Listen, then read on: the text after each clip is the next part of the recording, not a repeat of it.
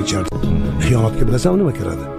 Xiyonatga oilangni tashlab ketsang, uyda yeyar ichardi, hech narsasi bo'lmasa, mana bitta ko'ynaga, bitta tursiga zor bo'lsa, bitta noni bo'lmasa, sen ko'chada yalla oqib choyxona olib yeb osh yeb yurgan bo'lsang, mana bu erkak tarafdan ablahlik bu xiyonatga kiradi ekan.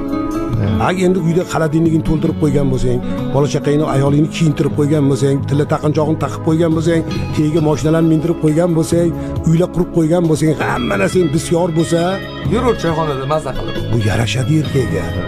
Yarashadi. Tushunyapsanmi? O'zi bu yog'i shaltag'ini oqib turgan bo'lsa-da, yana uning ustiga yurasiz ham buni ustiga. Bu unaqa bo'lmaydi-ku, Sardor. Yemog'i, ichmog'i bor.